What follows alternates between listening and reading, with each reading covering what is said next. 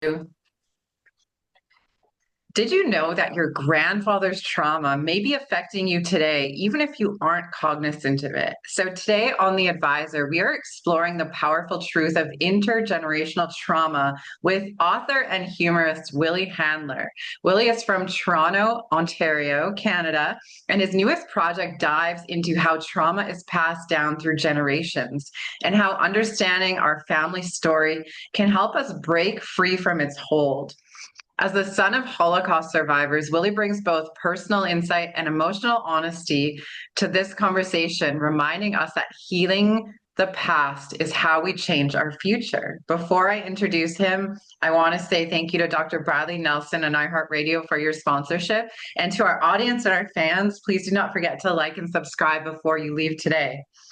Willie, it's so nice to meet you. I'm so curious, what first drew you to explore the subject of intergenerational trauma? Um, it, I would say this journey began about 5 years ago. Um, During the pandemic, I'm an author. I have three novels, fiction novels, and I was thinking about my next book project, and I was bouncing around a couple ideas, and my wife kept nudging me. Um, what you should write about your family's, your parents' story. And they were Yes. both Holocaust survivors. So I'm going, I don't know. And I sat down and I wrote everything I knew about them because they didn't really talk much. And it was like an 1,800 word blog post, which is not going to be a book. And I started becoming curious. And I realized I really don't know their story very well because, again, they didn't talk much about it. And I started doing research to try and find out more. And I kind of fell into one of those rabbit holes. And I became Yes. obsessed with this whole project. I'm going, well, and I'm going, my whole family's now going to know. And now, of course, the world whole knows. Eventually, it turned into a full memoir.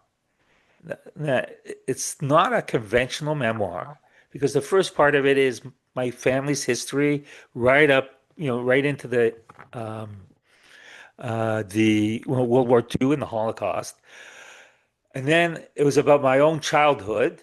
And then the latter part of the book, I start talking about my intergenerational trauma and just about intergenerational trauma in general. Um, and then it kind of piqued my interest. And Mm. So I, let me ask you this. When yeah, you're growing up as the child of Holocaust survivors, so when did you first realize that your parents' trauma might also be affecting how you are living today? when I wrote the book, Mm. believe it or not, I kind of like, I grew up in a household that was certainly not that there's such a thing as a normal household, but it was not really a conventional household. Um, on top of being immigrants, because it's literally, they were in the country 6 months before I was born. And so not only was they were not only just immigrants, but they were seriously damaged, in particular my dad, who had a horrible experience in the Holocaust. And it's like you kind of think there's nothing wrong with the way you were grown up, though you do notice that you're kind of different than others. But Right. you kind Yeah, it's of, normal to you because you don't know any different. yeah, you really don't until you start getting a little older. And then I'm, and by then I'd already adapted to a trauma that I inherited. And so a lot of it was buried and didn't come out until I wrote the book. Right. Um, and so a lot of it's buried, or I built up my own defenses mechanisms and so I had a normal life growing up. Like people would think I was a normal person. Right. I am a normal person, but Mhm. and But there were sort of idiosyncrasies that I didn't realize were the result of trauma. I now So what would understand that you, there was nothing normal about me. right, right. So can you explain to us what intergenerational trauma is in simple terms for someone that might be hearing about it for the first time? Right. So trauma is where a devastating event happens in your life. Could be a car crash, or you could have been abused as a child. You could have been sexually assaulted. Those are traumatic events. When a person has a traumatic event, um, it is possible and probably more than possible. It's frequent that event changes your genes, not the gene sequence, but it alters the genes and even memory. So memory of that event can be stored in genes, and they Wow. can be and they can be passed on genetically. So in my own case, eh, my parents weren't didn't have the best parenting skills, not because they were not prepared to be parents, because of what occurred in their past, and so there's some childhood trauma, but there's also trauma that I carry that only can be explained by the fact it was just passed on. Right, And right. I give a great example for people Yes, I was because just going to ask you for one. yeah, because I this is a maybe a this is a great example that I use. So I have a one of the people that I interviewed for my book um, has a is has a great fear for dogs. Okay, And the explanation for that is her grandmother was in a concentration camp where the SS guards used guard dogs to terrorize and attack the inmates, the okay, prisoners, and and so her grandmother had this phobia for dogs afterwards, and she inherited the granddaughter. right, right, And so that's an example where it's passed on genetically because right. she has no memory in her past that she ever was um, she was ever brutalized or attacked by a dog that for Right. any explanation. So my parents were over this weekend and I've been using this supplement that I have to inject into my stomach fat with these tiny needles, okay? And I was terrified of needles. Like I was like terrified of them, but I was determined to use the supplement because it was going to help my body. So I'm like, I'm going to reprogram my mind so I can use this needle so I can get this good stuff into my body. And I was terrified, but I did it anyway and I kept doing it. And now it's not so bad. But my dad came over and he saw the needles and he was like, oh my God, get those out of my face. I can't even look at them. And then I was like, oh my gosh, I got it from you. I was like, why are we so terrified of needles? I I I had to say, I had a identical issue. I think for the last 8 years I've been injecting a needle again, same place. The first time I had to do it took about, I don't know, 20, 30 minutes. Yeah, mom, me too. 45 minutes for me. Right. To build up the nerve, right? And Yes. then, each time took less. I actually did it this morning, Yes. 5 seconds. Just Me do too. it, right? Yes. And Perfect. it takes time to build over that fear.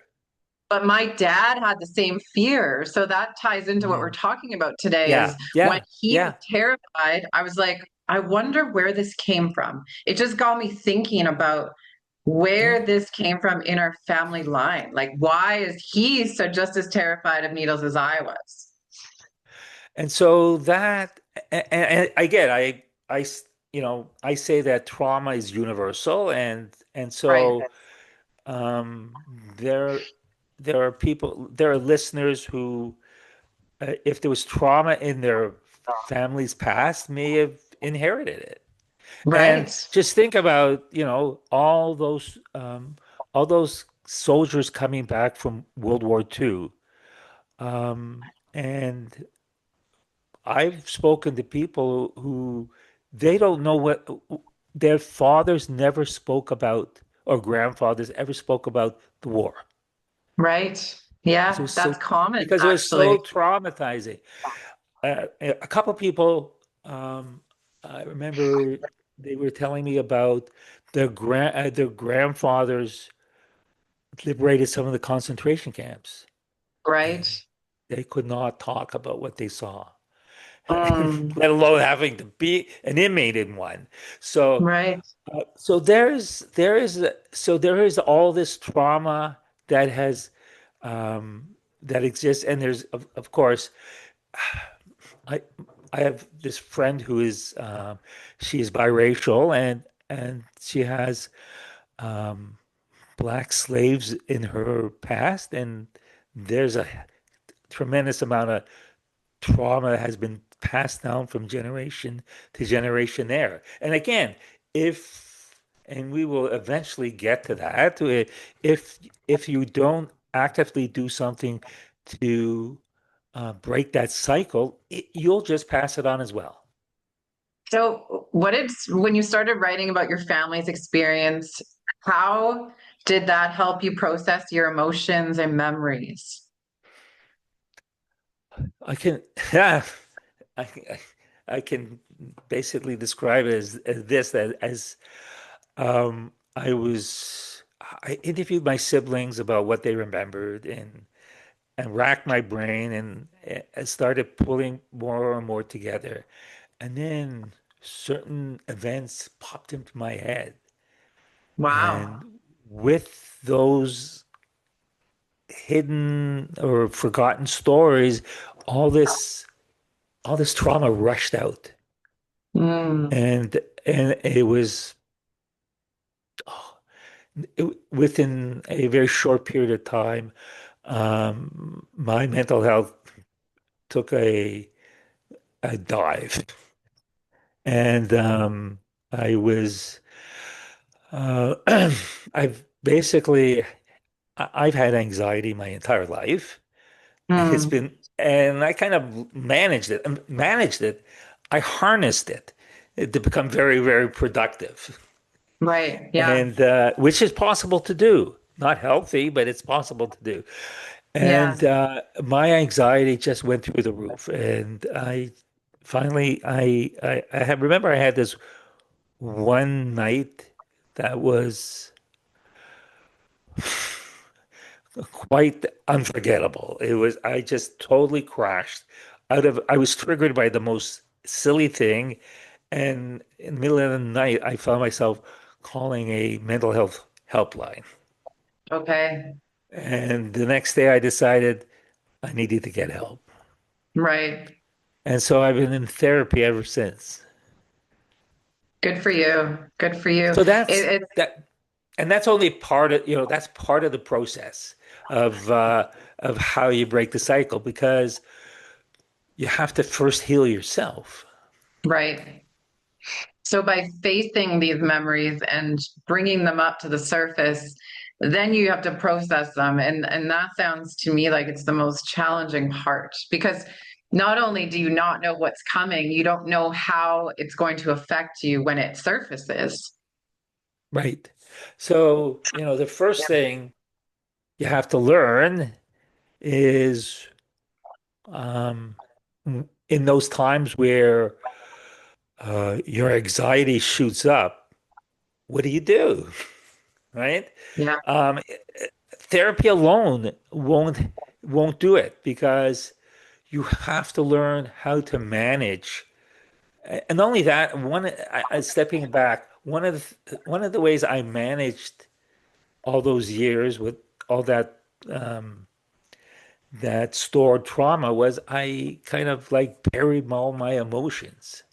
Right. And I walked around with like, I never showed much emotion. I was like, you know, rather stoic. How many people listening are described as being stoic?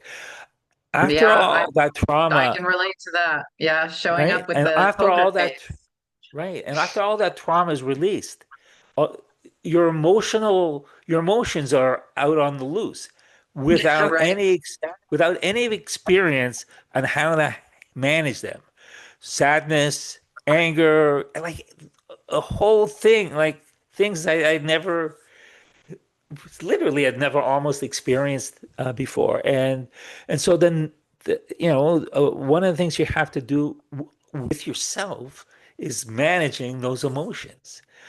Right. And because otherwise you're riding a roller coaster. And for months, I was on this roller coaster where I would have emotional highs and emotional lows, and it was horrible. And also for the people around you. Yeah, yeah, definitely. So when you were doing the work with your family history, I mean, you're still doing the work. Was there anything that surfaced that you didn't expect? And do you have any stories that you could share with us on Uh, discoveries and how they affected you? yeah. Um, mm, uh, uh, One of the sort of darker parts of family history, um, I lost I lost a good portion of my family in the Holocaust, but we were fortunate because there were families that did far worse. And I interviewed Hmm. people whose a parent was the only survivor in the whole family. Wow, Yeah. that would be So challenging. my father, he's Polish. He was in 7 concentration camps. And at the start of the war, or early in the war, he was still in a ghetto in his hometown. He was married and he had 2 daughters. But I did not know that because he talked about having losing a wife and his daughter, who he said was 4 years old. 4 Okay. years old when, I don't know. You could not really ask many questions because he would just break down and cry. And Wow. you don't want to cause your father that kind of pain.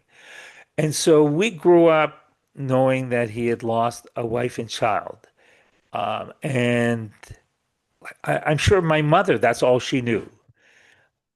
And so as I started doing research for the book, one of the things I did was um, was contact Polish archives to get records of marriage when he was married and when his daughter was born, just to get a sense of sort of sort of chronological order of when things happen for the book. Okay. And comes back, and I have the date when he got married and a little bit more information because I had his wife's full name and her parents' names because they were on the certificate. And then I was sent 2 birth registrations, and we were shocked.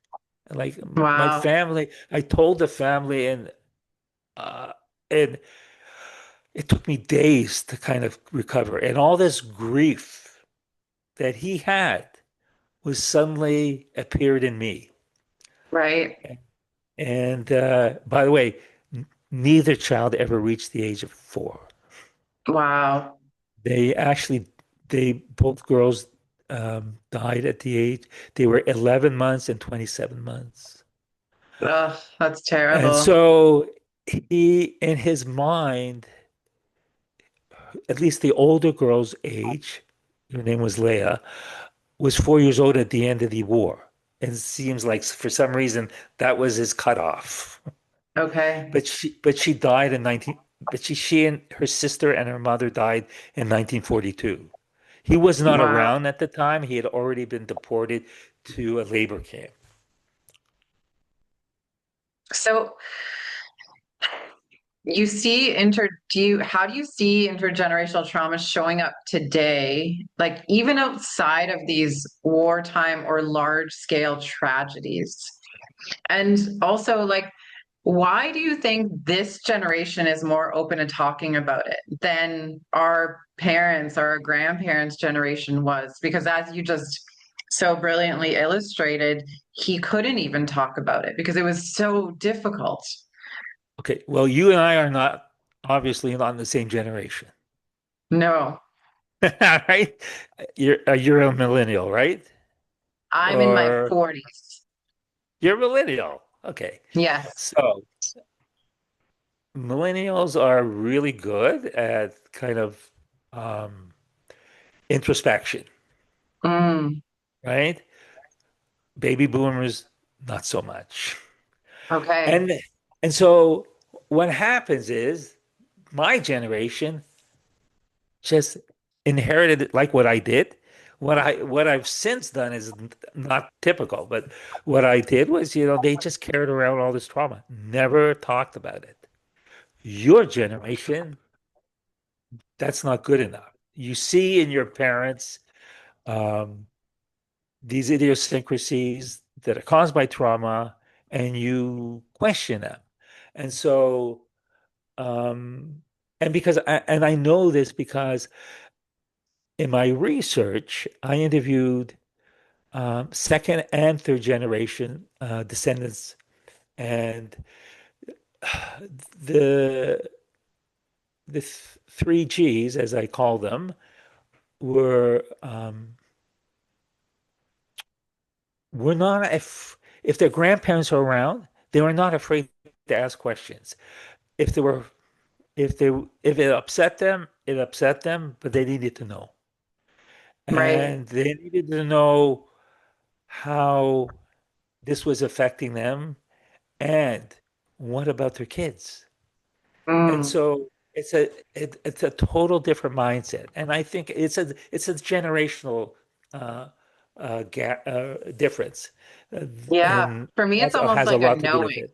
it, For me, it's a knowing. It's a knowing that whatever happened to right? my father is happening inside of me, and having the courage to face it and understand it. Yeah, I'm not quite sure why our generation is like that. It is. It's like this knowing that we know that we're all interconnected, and we're trying to heal the planet in a sense. Right, right. So that's one of the things that sort of jumped out at me, and it's not because it's not the difference between grandchildren and children and grandchildren. The difference is really, um, I think it reflects very much that whole demographic, Mm, even beyond trauma. So yeah. the, those traits that you have exist in most people your generation, irrespective of whether or not there's trauma in their family. Right. And so Right. for me, there's hope in this world that at least the trauma cycle, we have a generation that is um, more focused on trying to break that cycle. Mm. So, what are the practical steps that have helped you begin to heal all of these things that are passed down? Like, how do you even begin to let go of that anger you feel inside, or that angst of like when you found out that there was another child involved? Like, how do you even approach that to let it go? Talk. That's a start. Start talking about what you're feeling, why you're feeling that way. Um, there's nothing wrong with what you're feeling. It's not Mm, wrong. Um, like I felt so much grief when I found out about um, my dad's first two daughters, my half sisters, essentially. mm, Um, and was I going to just carry around all this grief for the rest of my life? Um, and so, I opened up and started talking about it with my um, therapist. Um, but not just what happened, but how you're feeling, how it's affecting you. And that can be very liberating. Yeah. But I don't think people realize unless, there are people who um, they go to therapy and they quit, or they say it doesn't work for me, and so on and so forth. I can tell you, I probably quit therapy about 2 or 3 times. I'm Right. going, why? At one point I said, this is making me feel worse. And I Yeah. was feeling worse Quite because before you honestly, yeah. get better, you feel worse. And then, and then I start feeling a little better because you're that roller coaster that I was talking about. Well, when you're on the top, you're going, I don't need therapy anymore. And then two Right. weeks later, you crash. Yes. And Oh my God, so, that's like exactly what's going on in my life right now. Like I feel yeah, so good. And then some weeks I feel so shitty. And I'm like, I don't know what to do with myself. you don't know how I felt this morning. when I woke up. Um, Aw, Yesterday was a rough day. Um, so, and so talking about it will be liberating, and talking about how it makes you feel and why it makes you feel that way. And then you talk to other people about it. And guess what? People will talk to you about how they feel. And all of a sudden, you don't feel alone. mm, So sharing is also really an important part of healing. And so, guess what?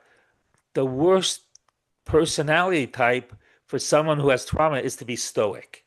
Because what does that do? It just kind of builds it all up inside. One day you'll explode. The right. explosion will probably be a nervous breakdown.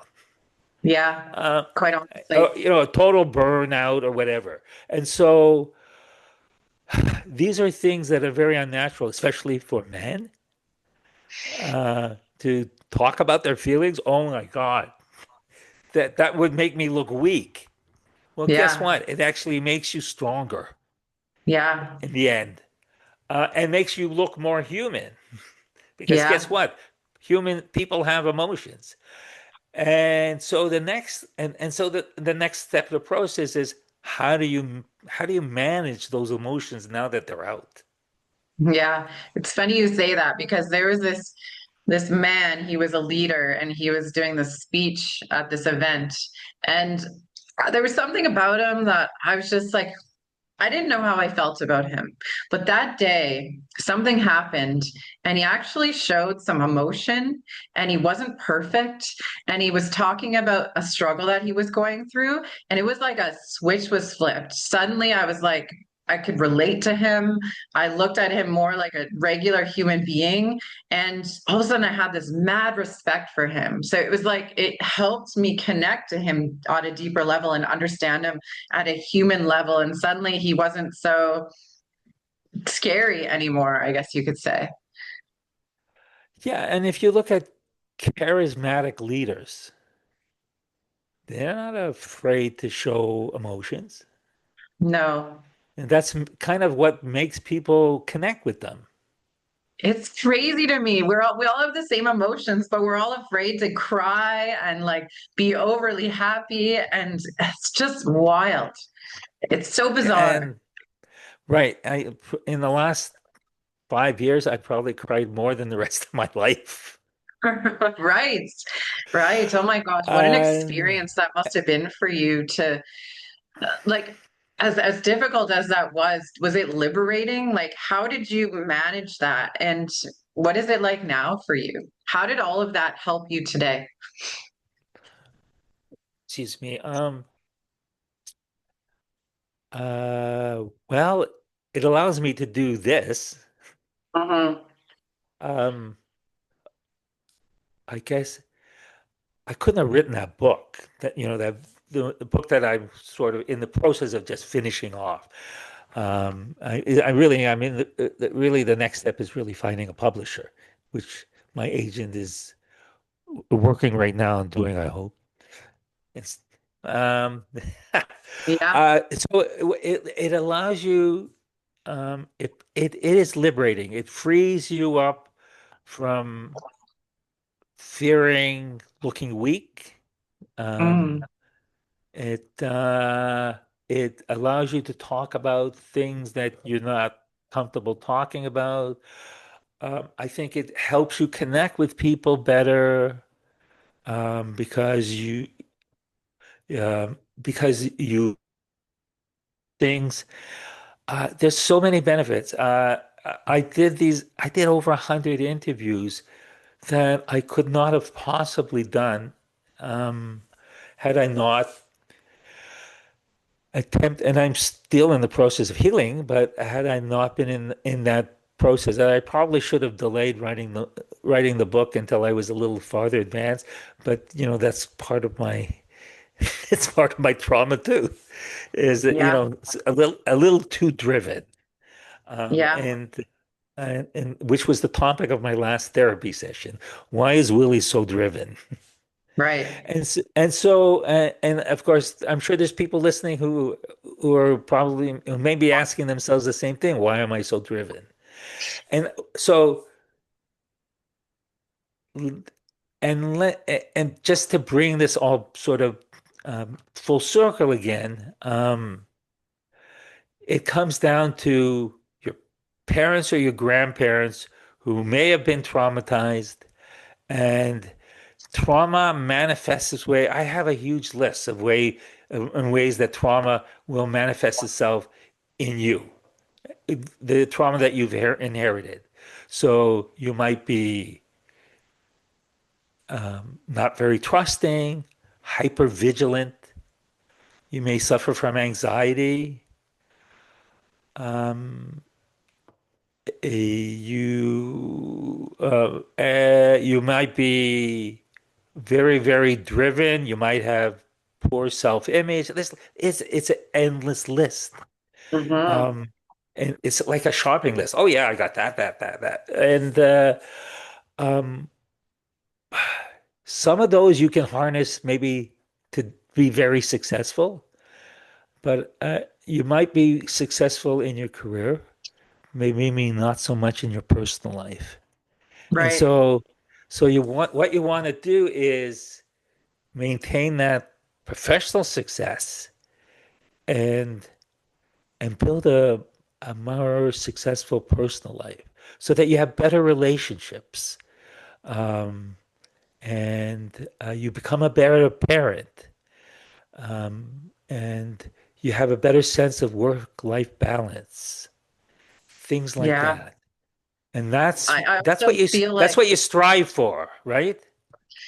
yeah, balance in all aspects. I know a lot of people who are really good at being driven and their business side, but they don't spend a lot of time with their family and they don't have a lot of time to themselves. But I also know that trauma can manifest as pain in the body. And so unprocessed trauma can actually cause you to have back pain and sore, whatever, knees.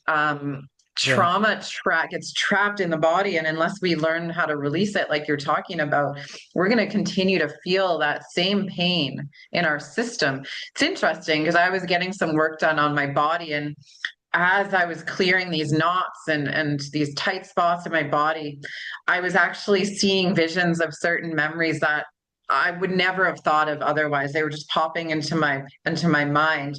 And then they would leave. It was like a cloud and it was bursting and it was disappearing. And then that body part kind of opened up and it felt a little bit better. So trauma can manifest in so many different ways. Right. How I does mean, humor? you could have tension in your neck. And why you Yeah. have the tension in your neck? From all the stress and anxiety. And where did you get that stress and anxiety from? Trauma. Right. So you love using humor in everyday life. We got on this call and you were making jokes. How does humor fit into this journey? Uh, I was asked that last week, and I went down a very deep, dark rabbit hole. There is a There's a clear correlation between humor and trauma. And Really? you look at some of the great comics, and they've got a lot of trauma in their background. In Yeah, my some of the greatest family, comedians that I've known have committed suicide. Look at right, Robin Williams. right. And back in my day, there was a comedian called, no, I'm trying to remember his name. He was, and it escapes me. But on a regular basis, ended up in a facility because he would have a mental breakdown, and but he was a very, very successful comic, and Jonathan Winters, that's who I was trying to remember. There you go. And so maybe some listeners remember who he is. And so, he's an example, Robin Williams, and there's many, many other ones. Some of them aren't well known publicly. And in my family, there was a lot of trauma, and wow, what a surprise! There was a lot of humor as well. And so, I saw my own dad.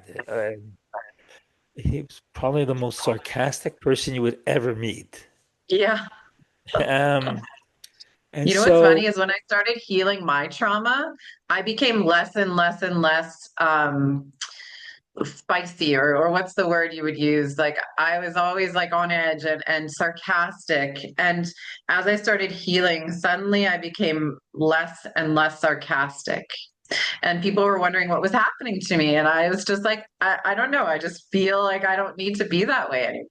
It was definitely for me a defense mechanism. It was a way that I could hide what I was actually feeling. But at the same time, it helps so much when you can just laugh about something.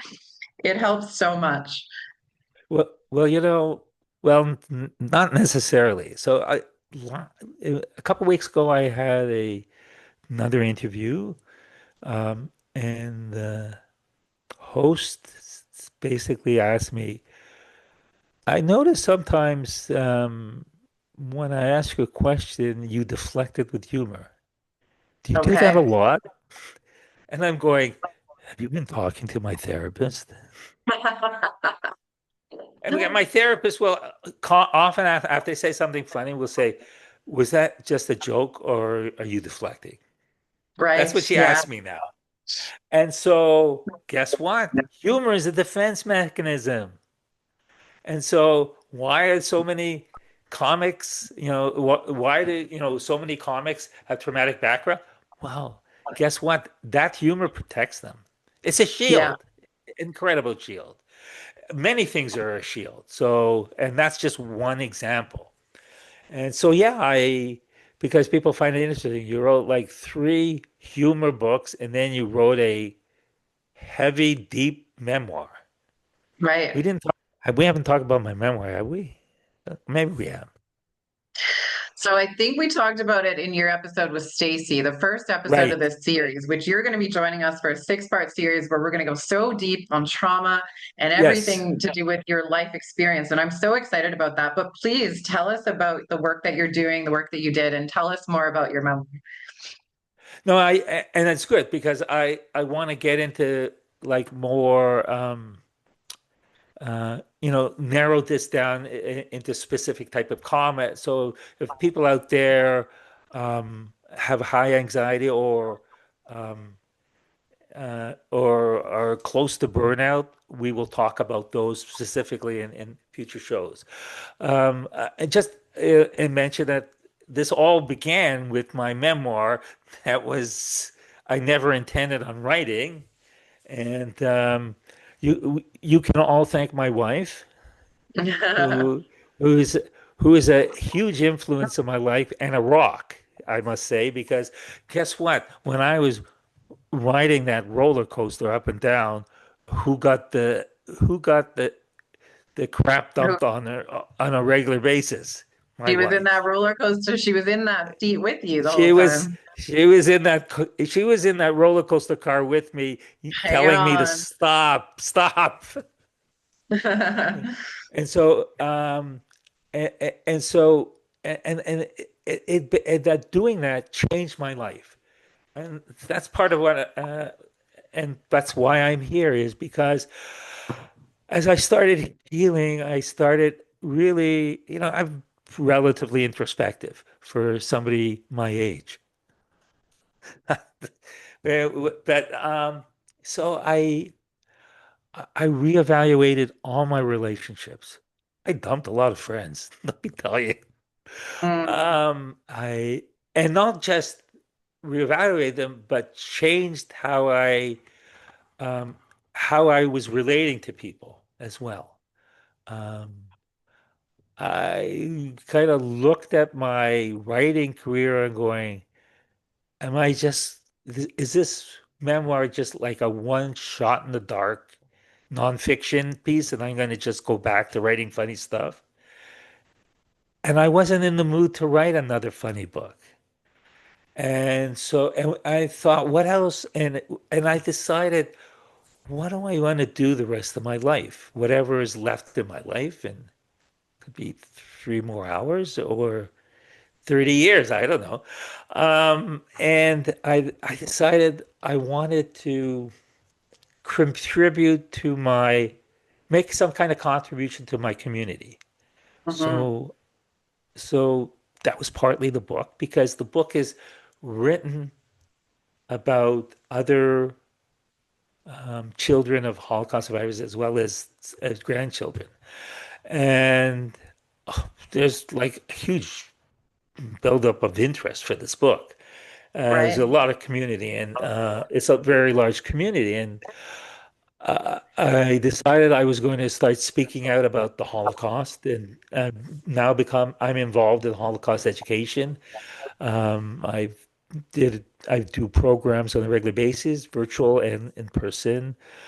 I've been teaching other descendants to write their family story, and I've done workshops on writing memoirs. And so this is and speaking out about anti-Semitism, which has become a serious problem in the last few years. Yeah. And and so none of these things were who I was before. So Mm. it was clearly transformational, which is why I'm here. And Sounds like you I'm had an here. awakening and you had an awakening and you faced all of that trauma and now you're on a mission to help others to bring their story out to the surface so they can also face it and stop the loop that you were talking about. Because if you don't stop the cycle, the next generation is going to feel the same way. And I wish I could monetize this, but I also feel guilty being monetizing the Holocaust. So Mm, it's just I don't feel comfortable with that. So I speak for free, or they insist on money, I donate the money, and I run free workshops and on and on and on. But I do have books, so yes. and but the books are part of part of the process because um, the feedback on my first nonfiction book was incredible and it was very it was an eye opener for a lot of people, Can you tell and us about the book? Is that what was the name of that one? that's called Out of the Shadow, Out which of the is Shadow. Right. which is an incredibly appropriate title because part of my personality for most of my life was um, I avoided the limelight. Obviously, I don't anymore. Um, No, look at you now. You're on a stage right. with 101.3 million people right now. What? What? Really? Wow. Hello, everyone. So and I when I part of the process of writing that book was really finally step and my work career. I did all this work. I would never like to take credit for work, and I literally s- lived my life in the shadows. As much as I was kind of pushed into the limelight, I would just w walk back to where I was more comfortable. Right. And I left that shadow. Also, Why the do you think you shadows did that? also, and the shadows also a metaphor also for the Holocaust because Okay. it never leaves you. Right. It's around. It's over me all the time. You cannot escape that. And so the title is very appropriate, and it reflects my my transformation. And yeah, I there are my therapist will tell you there are days where I'm ready to run back into the shadow, but I can't be go there anymore because that means becoming the person I was, 10 years ago, and that person no longer exists. And Mm. so So, my promise to people out there is, I have the steps to make you a different kind of a person, um, and you will not lose your former strengths. You just add new ones. I love that. So, Willie, if your parents could hear this conversation today, what do you think they'd want others to understand about survival, resilience, and healing? Um, that's an interesting question because conceptually those things were not really. I I'm I'm not really sure how well they understood them. Hmm. I think survival was something they clearly understood. Hmm. My father was in survival mode his entire life. Did he Right. recognize did he recognize his resilience? Perhaps. I think so. But healing, they never healed. Yeah. And many in their generation did not heal because it was 20 years after they were liberated before they even people recognized PTSD. Right.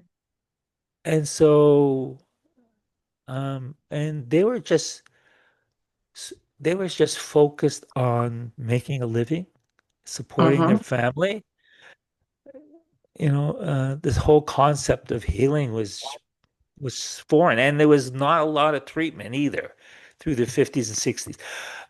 I I was one of the things that I found very surprising is when I was doing my interviews, somewhere between 10 and 15%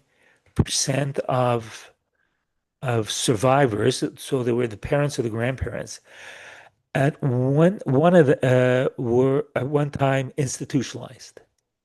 Okay. Uh, they had such severe mental uh,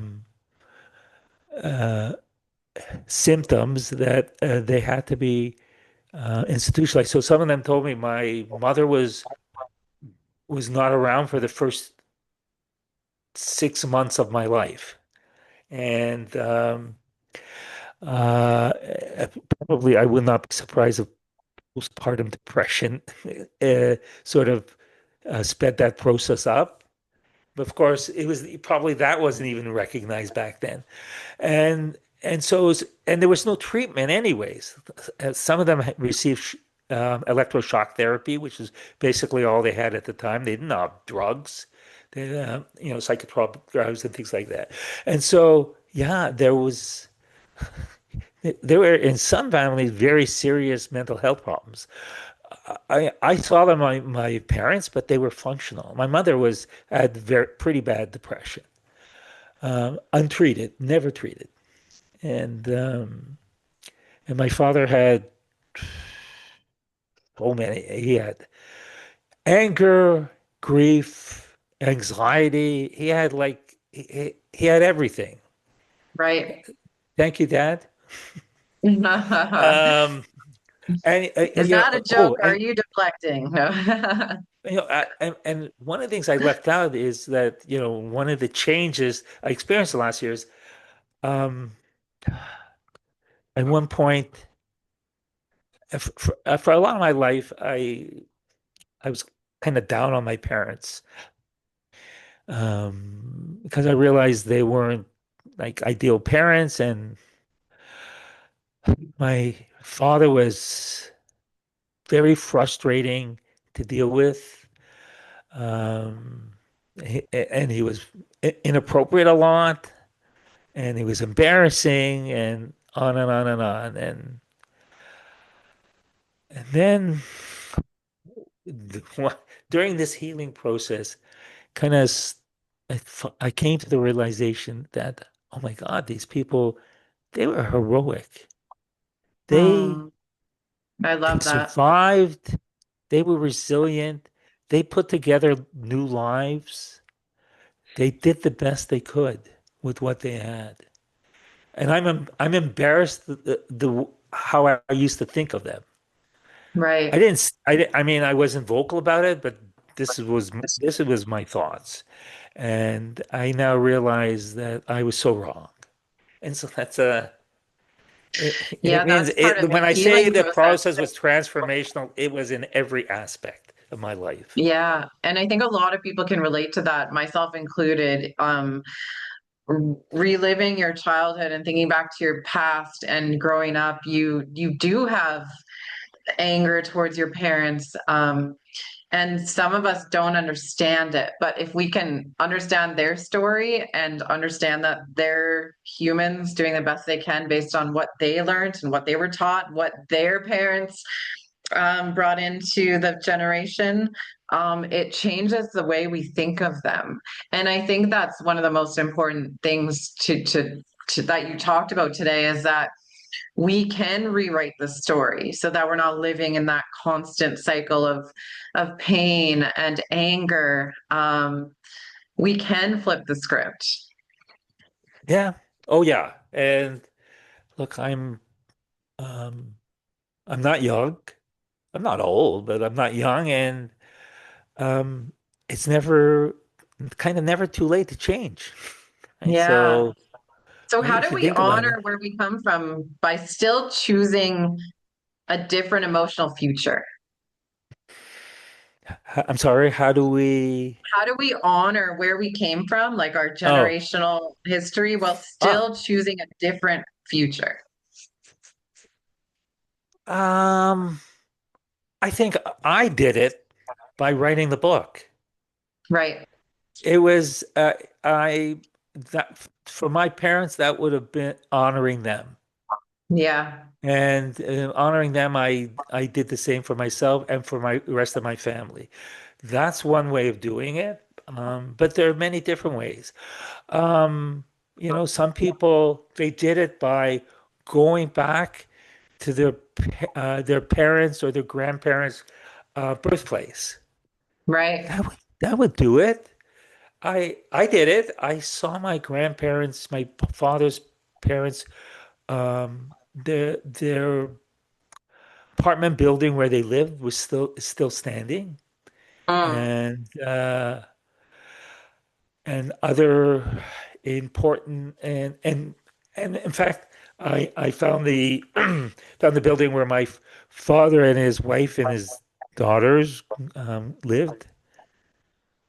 I tracked that down and a few other sort of um, uh, so, landmarks from that era, and some of them were not very nice, but Right. uh, and to a certain extent, that is doing it. I think there's many ways, projects that you can take on, and and but um, just continuing your family's legacy Mm.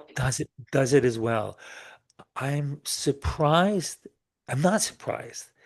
Like when I said I didn't know much about my parents' story, I'm sure there are a lot of people who only don't know their parents' full story. Yeah.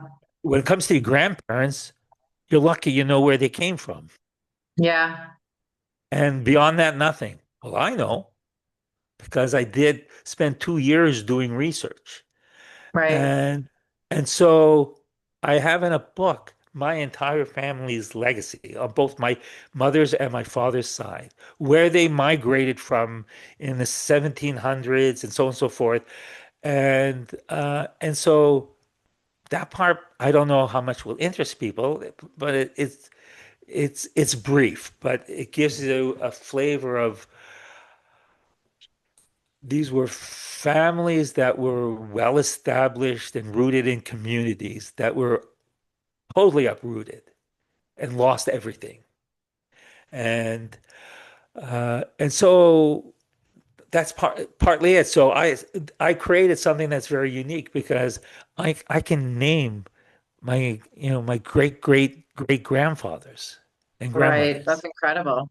Yeah, Yeah, knowing I your whole have their family names. tree. I can tell you when they were born and when they died. Hmm. That's beautiful. And finally, how does that knowing change your life? Like when you started figuring all this out, did you have some aha moments? Did it help you understand yourself on a way deeper level? Oh, absolutely. It was all intertwined with that transformation I went with, and it's kind of for a while I sort of have a little quote at the beginning of the book, and for a while it was something like um, you can't know where you're going unless you know where you came from. It's Oh, I changed love since then. I keep changing. I keep finding a better quote, that. or something about how to a tree can't grow to its full size without proper roots. Those I are like all. that. That's another type of an analogy. Mm. Um, and so I forget what the quote is now, and I don't have it handy. Um, and so those are, and so to me, that I really gives you a sense of purpose as well, and where and your family legacy doesn't start in the home you grew up in. It goes farther, way farther back. Way And farther back than we could ever imagine. Hey, like right. way farther back. So I kind of have a better appreciation of where I came from and why I am who I am, why I have the personality I have, why I look the way I do, and so on and so forth. So yeah, it's been a very difficult journey, but incredibly gratifying. And so anybody who and much of it happened when I stopped working full time. So, I'm a full-time writer now. But you don't have to wait.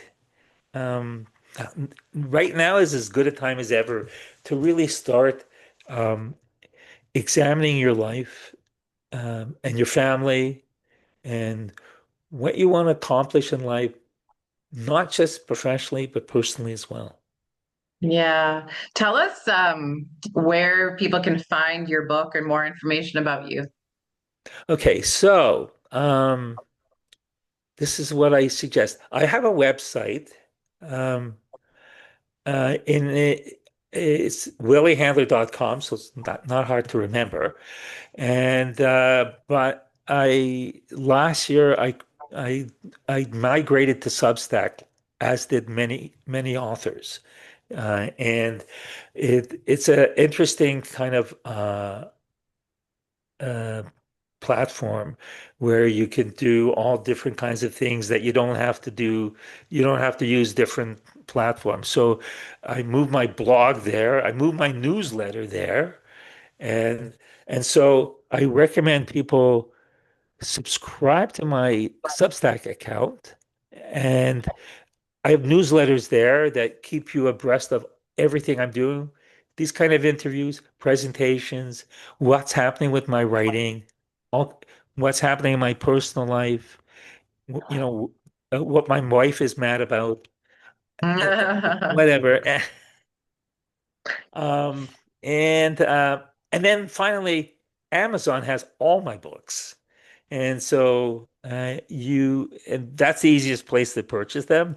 Though there are others, most of it is mostly online because most books are sold now online. Yeah, Um, of course. I mean, Amazing. So we'll have your website and all of that linked in the show notes for everybody so they can easily okay. access your story. So thank you so much for being here today and for talking about intergenerational trauma. Is there anything that you'd like to leave the audience with today?